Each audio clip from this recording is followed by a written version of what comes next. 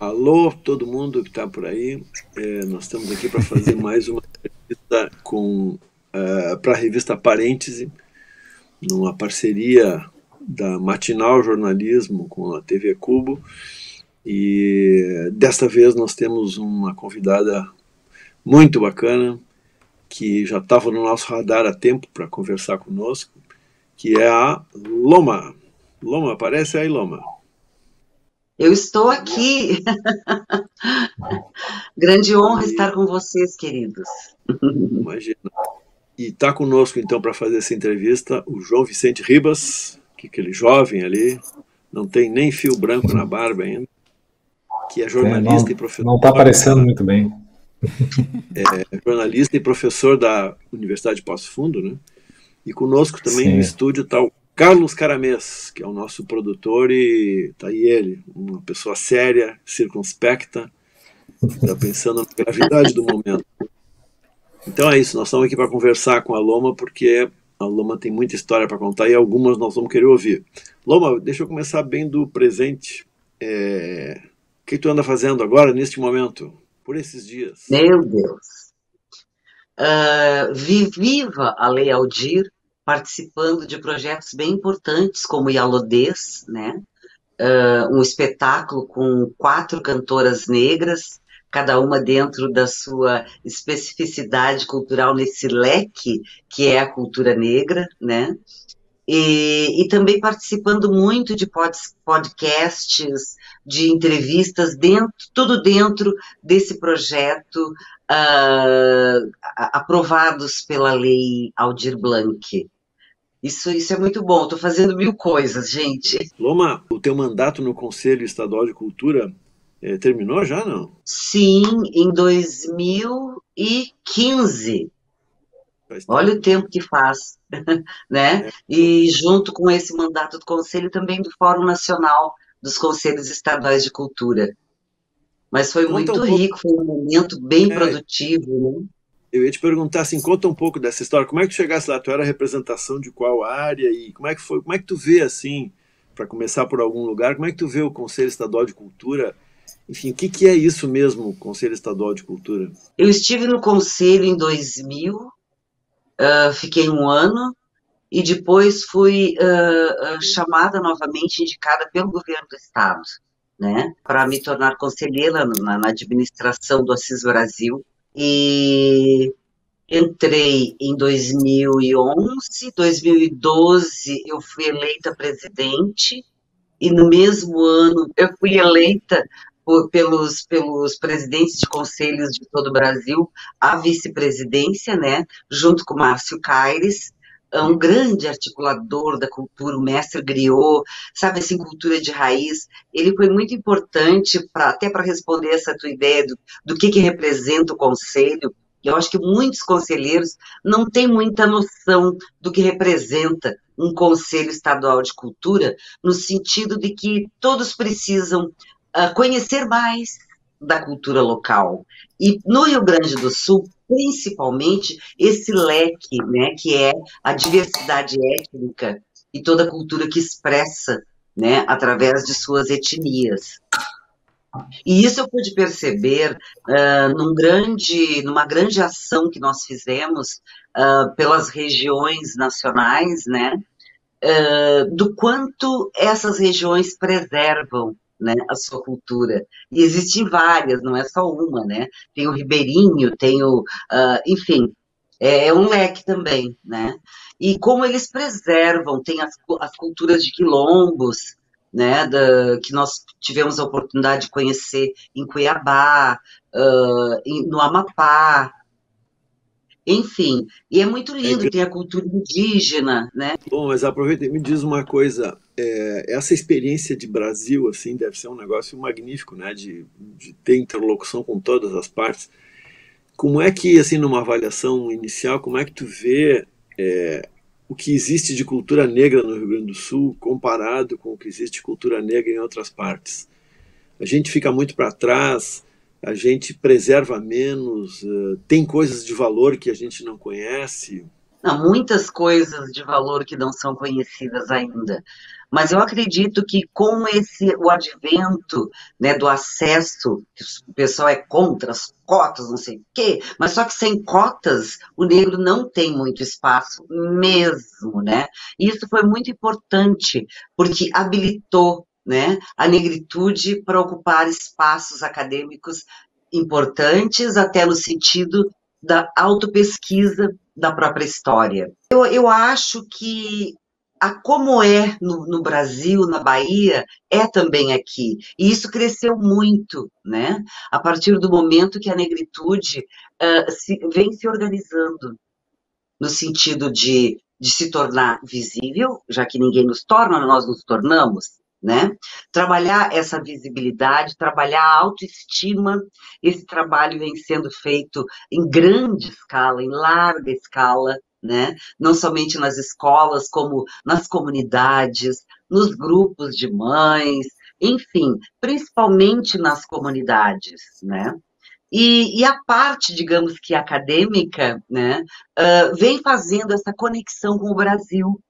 Isso é muito importante, tem sido bem marcante para a gente, porque nós, daqui do Rio Grande do Sul, estamos conhecendo uma história da qual a gente não tinha acesso e que se viabilizou graças a esse movimento nacional no sentido da autoestima e visibilidade à cultura negra. Agora, a gente vive um contexto mais favorável, tu acha, né, com as cotas que já vem aí uma década em algumas áreas da educação, muitas áreas da cultura, né, o quanto políticas afirmativas também, né, vem transformando o contexto que a gente vive. Tu acha que é um contexto mais favorável e tu acha que tem ainda uma influência desse contexto nos festivais de música do Rio Grande do Sul, por exemplo, né? Isso acaba transformando as seleções de música, por exemplo. Bom, ao início da tua pergunta, o racismo é estrutural, né? Há quem sapateie com o assunto das cotas e não sei o quê, mas nós bem sabemos que dentro das universidades existe racismo, né? A filha de uma amiga minha foi chamada de boneca de piche, né, por exemplo. Tipo, o negro não tem inteligência para perceber essas coisas que vêm lá de séculos e séculos atrás, quando a igreja nos anunciou como seres sem alma. Há um, um, uma prática de não raciocínio. O que é dito deve ser acatado sem questionamento. Né? As pessoas vivem num sistema paternalista, não precisa pensar, não, só vem na ola, né?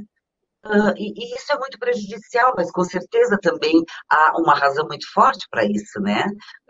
Dizer que o negro não é inteligente, que ele não tem condições, isso tem um fundo de, e se eles souberem que tem condições, né? Sendo a 1% da maioria, né, dos habitantes desse país, mite-mite, né, na metade-metade, realmente isso é perigoso. E não deveria ter esse raciocínio, né? Já na questão dos festivais nativistas, nós temos pouca representatividade negra, mas não ocorre isso não, de não passar música porque é de negro. Nós temos compositores negros que classificam, e muito bem conceituados, que vêm fundamentando a sua carreira há muitos anos, né, nos festivais nativistas. Existe a dificuldade para entrar, né? Mas quem já está, eu entrei na década de 70, né, junto com o grupo Pentagrama, não pude participar porque fiquei doente no meio do caminho e não consegui participar daquela Califórnia, a mãe que consideramos dos festivais. Mas eu não me lembro, ou seja, presencialmente, eu nunca fui agredida por ser negra, né? E a carreira que consolidei, né? E o prestígio que conquistei, o público do interior do estado do Rio Grande do Sul me concedeu. Mas já me aconteceu de ter ganho na voz do público e não ter levado a premiação pelo corpo de jurados, que na maioria colegas, né? E aí entra também a questão do machismo, mas como vamos dar para uma mulher, né?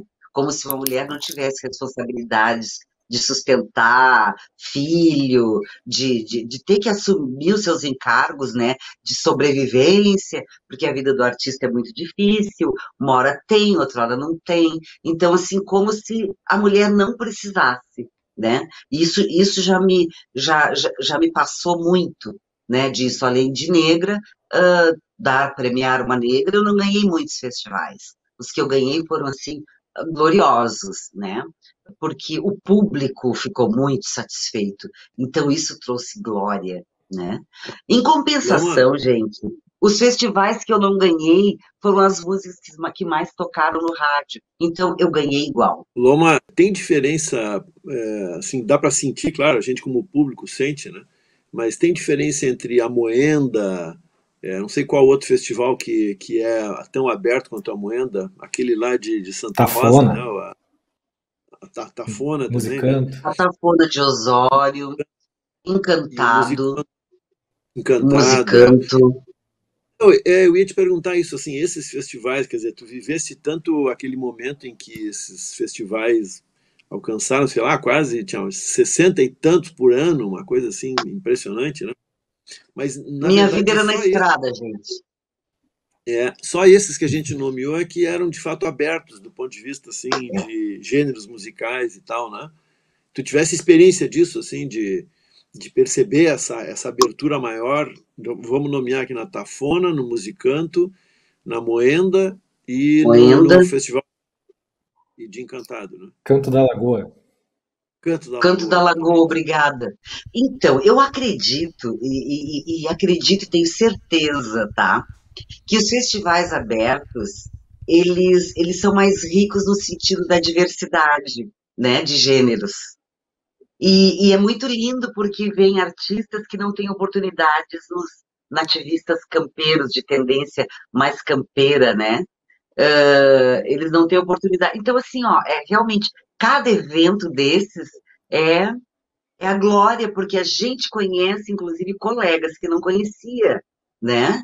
Que estão chegando agora, mas isso foi sempre assim. A Moenda teve, assim, anos de glória, absoluta glória, sabe? Com o Serginho Moá, com o Fernando Corona, né? Uh, Cantores, compositores nossa, brilhantavam. Então, tem discos desses eventos que são antológicos, né? A Califórnia de Uruguaiana, no início da Califórnia, tinha um trabalho que eu não vi mais em lugar nenhum. E com esse negócio é campeiro, não é campeiro, é não sei o que, taratata, acabou se diluindo, né?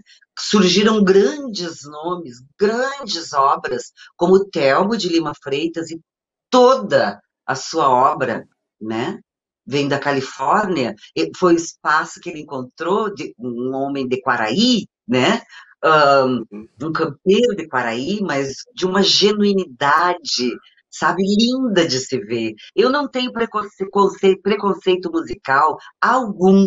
Eu tenho, assim, profunda admiração pela música rio-grandense, né?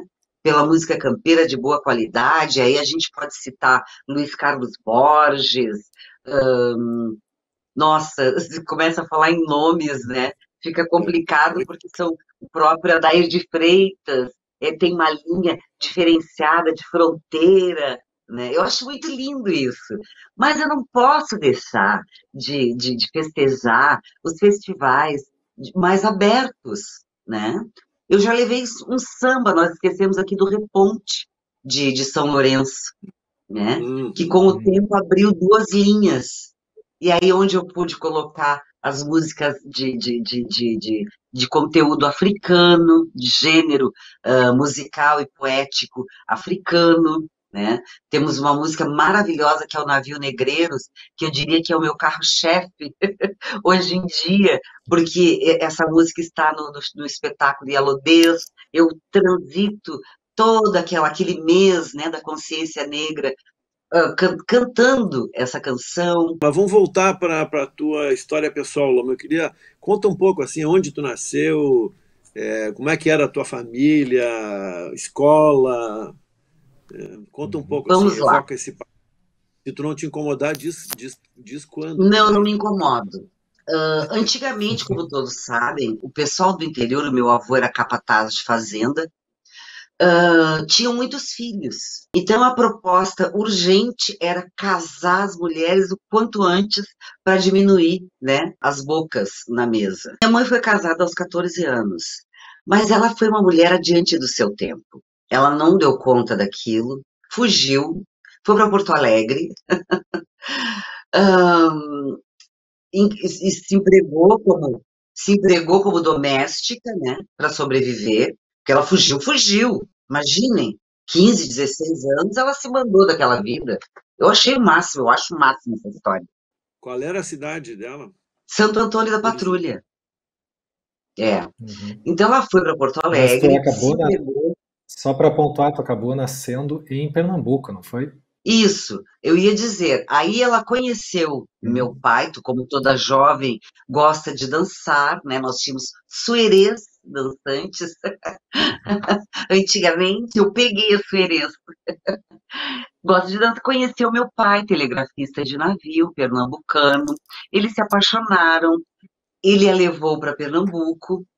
Lá eu nasci. Só que em seguida do meu nascimento, ele morreu. E ela teve que voltar, né? Enfim, não sei por que essa história nunca foi esclarecida para mim. Ela voltou para o Rio Grande do Sul, claro que a família não aceitou, uma mãe branca com uma filha negrinha, né? Ela foi posta para fora de casa de novo, por dois motivos. Uma que fugiu do casamento, e o segundo que me apareceu com uma filha negra, já se viu isso, né? Não teve problema, ela voltou para Porto Alegre, continuou a trajetória dela de empregada doméstica, depois ela já conseguiu uns trabalhos melhores, né? Ela era muito bonita, assim, tipo, como recepcionista de hotel, sabe? De eventos. Ela sempre teve também essa veia artística.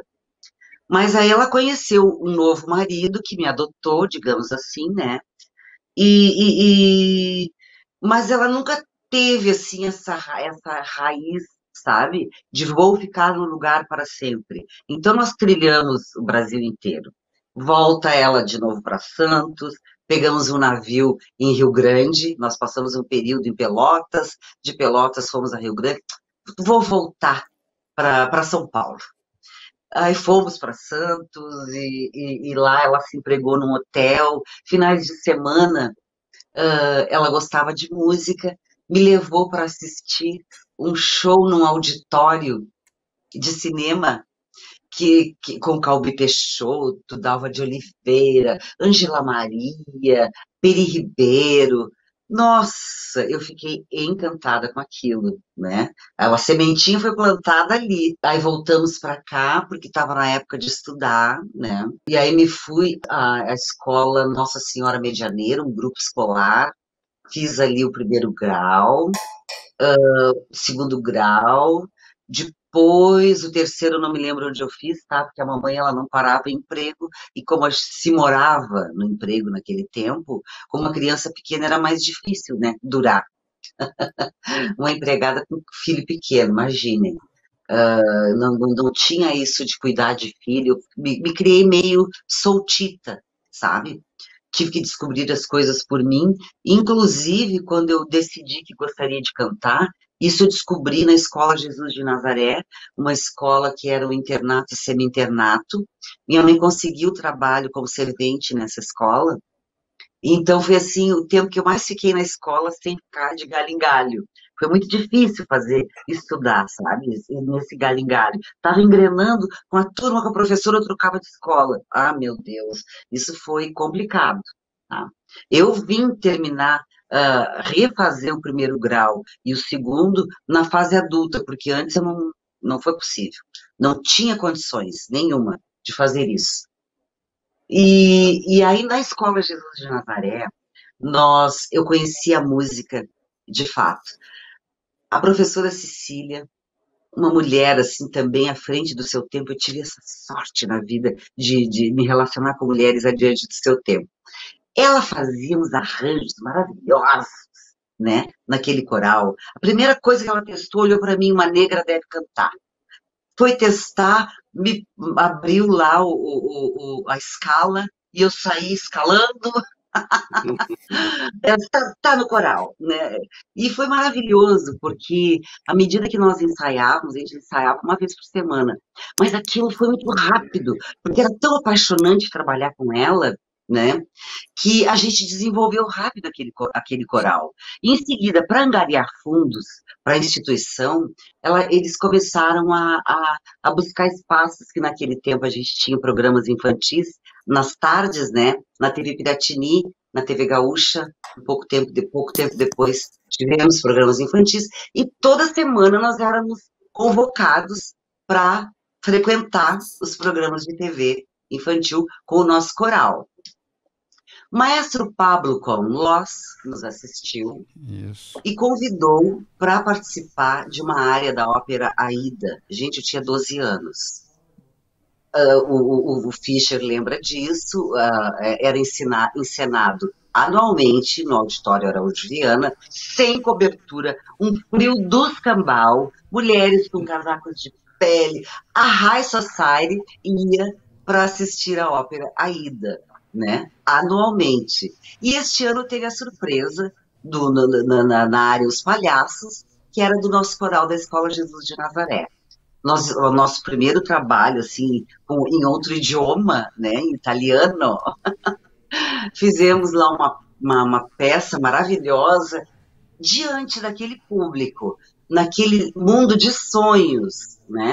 Eu decidi que eu ia ser cantora. Deixa eu te perguntar uma outra coisa, Loma. Como foi essa? Tu te lembra alguma coisa disso de a tua mãe, por exemplo, ser empregada doméstica e tu morar junto com ela? Tem alguma lembrança disso, assim, de... Olha, gente, foi muito difícil. Eu digo que eu tive muita sorte, mas não foi bem sorte. Eu acho que eu assumi a missão, porque eu sou espiritualista, tá, gente? Eu acredito em reencarnação, trabalho isso, né, como terapeuta apometra,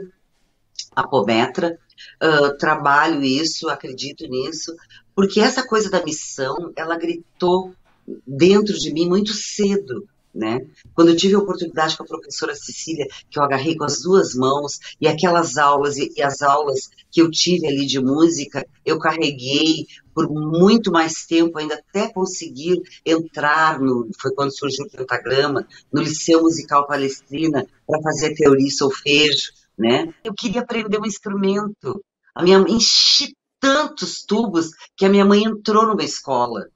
Não sei o que deu, assim, vá que a professora, né, se interneça e resolva me adotar, foi o que eu pensei, criança, né, foi o que eu pensei.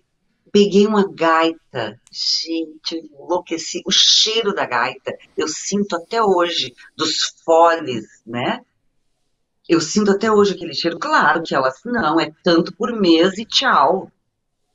Fiquei eu sem aprender a tocar um instrumento, que eu gostaria muito.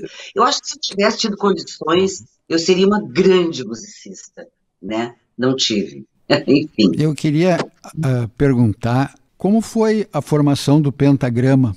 Antes de chegar no pentagrama, se tu não te importas, Carlos, para fazer esse link, eu trabalhava, olha só, eu engravidei muito cedo, trabalhava numa lancheria, como a gente dizia, a lanchonete veio depois, né? Era lancheria.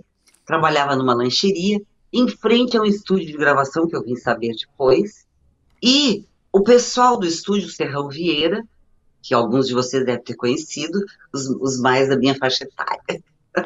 O Serrão Vieira, junto com o cliente e a pessoa da agência de publicidade, me viram trabalhando no balcão. Tu não quer fazer um comercial muito bonitinha, né? Aquela coisa toda. Digo, comercial de quê? Eu quero! Né? Nossa, eu ia ganhar desse comercial o salário que eu ganhava na lanchonete o mês todo. Claro que eu quero, né? Era o comercial para o Café Haiti, que era outdoor, as peças, né? Publicitárias, outdoor, vídeo e jingle. O jingle eu não gravei porque ainda não sabiam da minha existência cantora. Mas as duas outras peças eu gravei. Em seguida, eu digo, nossa, mas se abriu uma porta aqui, como é que eu vou entrar, né? Um dia eu fui fazer uma visita para o Serrão, e estava o Serrão embananado com o jingle para a cidade de Porto Alegre, que não tinha sido aprovada. Aí eu digo, ô Serrão, posso gravar? Eles, tu canta? Eu digo, canto. Aí entra lá, matei a pau, assim, porque realmente a melodia era muito linda, né? E foi aprovado. Veja e sinta, Porto Alegre, bela e humana, a cada novo dia, este sempre alegre, Porto Alegre, algo assim, tá? Entrei no cast do Serrão Vieira e em seguida conheci o Jerônimo Jardim e o Ivaldo Roque. Aí eles, tu não quer fazer parte de um grupo com a gente, porque a cantora Lucilena tinha outros planos e não quis participar desse projeto com eles, né? E aí eles me convidaram, eu aceitei, lógico. Ai, foi uma grande experiência. A partir dali, eu entrei, então, no Liceu Musical Palestrina, porque o Ivaldo Roque era professor de música. E aí, claro, me conseguiu um desconto, né, para fazer a aula. Comigo tinha que ser tudo assim, né? Ou era ofertado ou tinha que ter desconto, porque senão eu não conseguia fazer. E como foi, Loma, que daí apareceu o Rio de Janeiro na tua vida? Quando o Pentagrama foi convidado pelo Patinete para gravar um LP, naquele tempo era a moda Beatles, sabe? Entra todo mundo pro estúdio, um, dois, três, já acabou, pum, tá no ar, né, o LP. Tinha aquela de gravar 30 dias, agora vai baixo, agora vai. Era tudo junto. E a proposta que a gravadora Continental nos ofereceu era gravar. Nós tínhamos 24 horas, 48 horas para gravar um LP.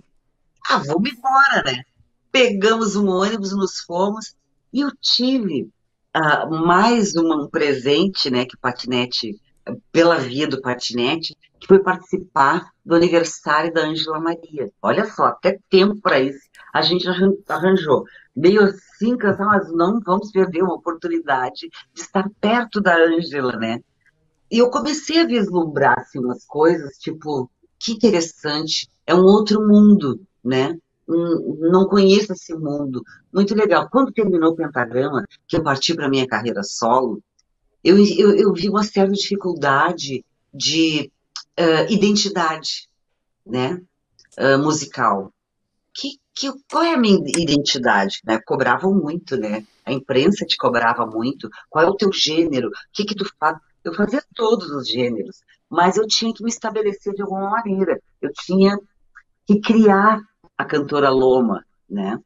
Aí eu decidi conhecer, ver o que o Rio de Janeiro fazia, né? Lá chegando, vi todas as culturas, né, inseridas, buscando um lugar ao sol, né, no Rio de Janeiro, e foi muito rico porque eu tive a convivência com os nortistas, com os nordestinos, com os mineiros, né, mas aquele amor que o nordestino tinha e tem ainda, como depois no Conselho, no Fórum Nacional, eu também tive a oportunidade de rever novamente o amor que esses povos têm pela sua cultura, pela sua raiz, né? Eu pude ver no Rio de Janeiro.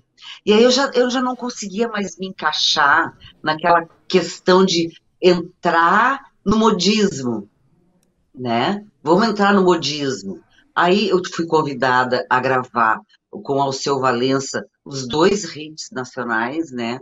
Que foi a Morena Tropicana e Mistério e Segredo, nunca sei o nome. Foi Mistério e Segredo e muito mais. Dois animais, né? Isso foi muito bom porque me abriu um espaço no Rio de Janeiro para trabalhar com backing vocal que ia me manter por um tempo, o meu tempo de pesquisa, digamos assim, né? Aí eu tinha, assim, forte, estreita relação com os produtores discográficos da Melinha e do Zé Ramalho.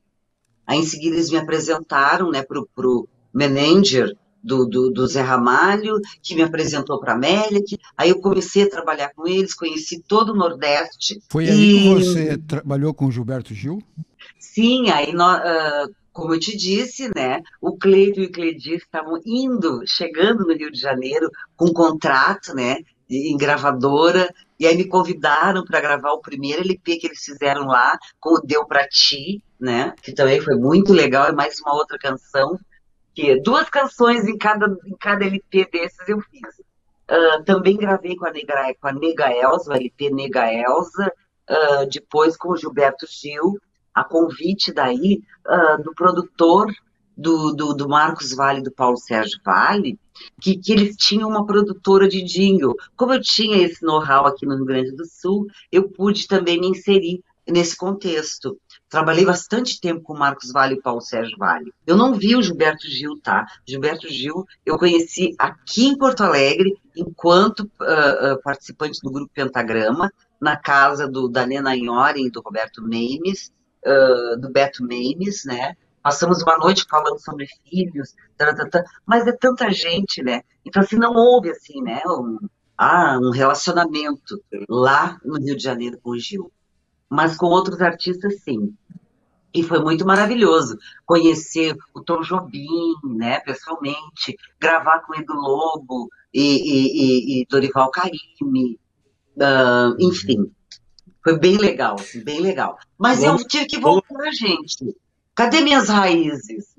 Tinha que achá-las, né? Loma, deixa eu te perguntar, fala um pouquinho do Pentagrama. Eu queria que tu comentasse um pouco a história do Ivaldo Roque, assim, como é que ele era? Porque esse é um desses caras assim que desapareceu tão rápido que quase sumiu da memória, né? E era uma pessoa super interessante, não era? Muito interessante. Um melodista, uau! Um violonista, muitos amigos, né? O próprio Ivo Ladislau, daqui do nosso litoral, foi aluno dele. Uma pessoa, ele era apelidado, o apelido dele era Pássaro, porque ele estava sempre um aquariano nas nuvens, não sei como é que pode, um aquariano nas nuvens, mas ele estava sempre no ar. A vida dele era a música, essencialmente a música. Foi um grande amigo que eu tive, né? E por ele correria o mundo fazendo música, mas ele criou raízes em Porto Alegre. Em seguida, ele era de Laguna, né? Santa Catarina. E criou raízes em Santa Catarina. Lá tem 2 filhas, aqui 2 filhos. Ele tem uns 5, 6 filhos, né? Que ficaram. Quando o Pentagrama terminou, por quê? Loucura da cabeça da gente. Quem segurava, digamos assim, a barra de grana do grupo era o Jerônimo. Ele era o único que tinha emprego publicitário, né? Da agência da Rainha das Noivas, diretor da agência. Então, assim, foi um investimento que ele fez, né, de carreira, e ele segurava muito a onda no sentido, assim, de o que tinha de aportar antes, porque esses projetos, principalmente de Estado, levam muito tempo para reembolso, né, de pagamento de cachê, aquela coisa toda, e ele segurava muito essa onda, né. Quando o Patinete, nós gravamos o nosso LP, que o Patinete propôs, gente, vocês têm que ir para São Paulo. Nós enlouquecemos. Vamos para São Paulo. Mas a gente esqueceu desse detalhe. Quem que ia segurar nossa onda em São Paulo? O Jerônimo trabalhava aqui, ele tinha família aqui. E ele é um cara, sempre foi ligado à família. E o Jerônimo sempre foi um cara centrado, pés no chão. Gente, eu não posso ir. Ai, ficamos muito indignados. Hoje você tem uma vergonha daquilo. Que coisa mais inocente, mais absurda, né? Aí ficamos de mal com o Jerônimo e tal, porque o Jerônimo não quis correr mundo conosco. Só rindo mesmo da infantilidade, né? Enfim, éramos todos muito infantis, menos o Jerônimo. Eu estava comentando, até usou a menção, né, uma infantilidade, né, aquela expectativa de rodar o mundo com um pentagrama. Mas aí eu te pergunto, não tinha um pouco, né, um espírito daquela época ligado a uma expectativa de fazer sucesso, né, naquele sentido de estourar, muito ligado a como funcionava a indústria fonográfica, né, e que hoje mudou muito. que naquela época detinha 100%, né, do mercado de vendas inclusive de decisão, né? 100%. Uhum. Mas o patinete é um cara, assim, ele sempre conseguiu abrir umas brechinhas para os gaúchos, muito embora ele nos orientasse a respeito disso, né? Não é o que as multinacionais querem, mas de repente, sabe, por exemplo, os gaúchos ele conseguiu, né, montar, criar um mercado de fomento aí, de discográfico, de vendas, de divulgação. Ele alicerçou muitas carreiras, né, aqui no estado do Rio Grande do Sul. Mas fora disso, MPB não tinha espaço, não tinha. Tanto que nós gravávamos nossos discos com a venda de bônus, né? Não Uhum. tinha. Isso ele Independente. sempre deixou claro. Mas a gente não entendia isso. Entende? Nós éramos inexperientes, né? Então o Uhum. patinete era um monstro.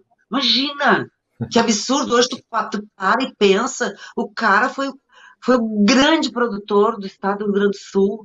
Como é que tu vai, né? Mas a gente não entendia, tá, gente? Quando eu fui para o Rio de Janeiro, eu compreendi isso. Não, não era interessante, tá? Para a multinacional gravar quem estava fora do mercado das multinacionais, né? Da proposta de divulgação e venda. Eu estava fora. Decidi voltar para o Rio Grande do Sul para gravar meu primeiro LP, que saiu ainda sem a identidade que eu precisava. Gravei Bebeto Alves, gravei grandes nomes, inclusive Geraldo Flack. Geraldo me ajudou muito no primeiro momento. Ele fez os arranjos, né? Fez alguns arranjos, enfim. Mas ainda não era o trabalho que a Loma Produção. precisava bater na tecla. O Rio Grande do Sul é pioneiro em várias coisas, né? Com a questão com o assunto do bônus, dos artistas se organizarem para andar à margem desse percentual bárbaro de 100% das multinacionais, nós aqui no Sul acabamos criando um movimento que se tornou nacional. A venda do artista antecipada da próxima produção, né? Foi como nós fizemos. O Ney Bônus, o Gelson tinha feito LP assim, o Nelson, todos nós fizemos. A gente não tinha gravadora. A exceção do Bebeto, que conseguiu um contrato com o Warner, né? Mas dos demais, nós não tínhamos. Fizemos pelo bônus e esses LPs já estavam circulando nacionalmente. Queria saber, tu tivesse uma relação com o Giba Giba? Bom, o Giba Giba eu colei nele desde aquele espetáculo da Mordida na Flor, com a Magliane, Cláudio Levitan, tinha o Giba. Eu fiquei encantada com o Giba Giba naquele espetáculo. E claro, me aproximei, né? Como colega, acabei me aproximando, até receber o convite para fazer esse espetáculo com eles. Eu não me lembro o nome, tá, gente? Eu sei que nós conseguimos fazer o Toneco da Costa, estava nesse trabalho. Nós conseguimos fazer duas únicas apresentações. Mas No foi Beira muito Rio. legal, porque a gente conviveu muito tempo. Foi muito, muito, muito rico o trabalho com o Giba, né? Aquele sentimento de pertencimento, da negritude, muito disso o Giba me passou. E a questão também do sopapo, né? Quando eu conheci o Moçambique, eu entendi que no litoral sul o sopapo predominava e no litoral norte o tambor de Moçambique, né? Então esse antagonismo mais junto, né, dessas manifestações culturais negras foram muito importantes na minha vida. Bah, o Giba é meu eterno amigo. Qual disco tu acha que tu começou a se apropriar mesmo da tua raiz? Da minha raiz, no zigue-zagueando, eu coloquei o Moçambique, né? Que do Paulinho de Casa, quer dizer, o gênero, tá? O gênero Moçambique. Eu coloquei. Mas no Cantadores do Litoral, a gente teve a oportunidade, a gente pôde então gravar essa cultura litorânea, de fato. E o que eu gostei muito do trabalho desse grupo é que são artistas de todo o litoral. Cidreira, Tramandaí, Osório, Santo Antônio da Patrulha, né? Então, assim, eu acho que veio num combo. E isso foi muito importante, porque na época houve muito preconceito, né? alguns locutores de rádios do interior diziam que isso era coisa de baiano, né? Isso não era gaúcho. Ai, vai explicar. Eu achei mais fácil explicar de combo, sabe, do que o bloco do Eu Sozinho, o exército de um homem só. Salve, Clear! Eu achei mais interessante divulgar de combo. E foi o que aconteceu com o Cantadores. Foi um grupo que durou 12 anos, né? E com ele a gente teve a oportunidade de ir para outros estados, inclusive Brasília, em festas do Ministério da Agricultura, festas, digamos que de raiz, né?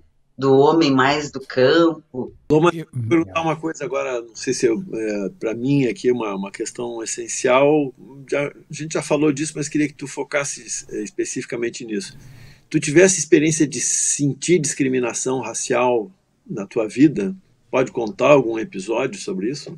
Sim, várias vezes, principalmente na infância. Na infância, mais na infância, que eu acho que eu aprendi muito cedo, então quando eu cresci mais eu já procurava os menos racistas, né? Eu me aproximava, parece que sentia de longe quem era racista e quem não era, né? Eu sempre tive amigos de todas as cores, mas na infância eu senti muito, muito, porque quando nós moramos em São Paulo, sempre filha única, aquela coisa toda, do lado tinha umas crianças, e claro, criança vê criança, se aproxima, né? E aí eu notei, assim, eu cheguei no muro, consegui subir lá, escalar, cheguei e espiei, e aquelas crianças debocharam de mim. Num primeiro momento eu não entendi, né? Aí eu perguntei para minha mãe, a minha mãe também não me esclareceu, mas eu tive que descobrir por mim mesma. No segundo dia, eu fui ao muro até ouvi-los me chamar, tipo de negra suja, sabe? Ah, eu entendi qual era o problema. Assim que e outras coisas, assim, tipo em discussões filosóficas, alguém me dizer quem que tu pensa que tu és, né? Com uma conotação bem racista, assim. Mas em seguida eu me afastei de pessoas assim. Essa é a verdade. Você Obrigada. não acha que no Rio Grande do Sul também tem um pouco em relação à música afro-gaúcha, essa coisa, extensão, não do preconceito explícito, mas que chega até a questão estrutural de cultura, porque não se toca nossas músicas no rádio, né? O Yalodês, ele é um cartão de visitas e um convite para isso, né? Porque ali tem a religiosidade africana, tem o Moçambique, que eu convidei a tribo moçambiqueira e a produção acatou para fazer parte, para mostrar o gênero do Moçambique do jeito que eles fazem, né? Então tem ali a tendência católica, né? Da negritude católica, aí tem o samba, tem o reggae, nossa, é rico, né? É muito rico. E os cantores negros são muito competentes. Parece assim que toda a vida, né? Nasceram cantores nossa, há 500 anos atrás, ou músicos, ou instrumentistas. Muito obrigado, viu, Loma, pela tua... Queridos, eu que agradeço, Carlos, obrigada, viu? Muito obrigada. Um beijo grande. Valeu. Obrigado.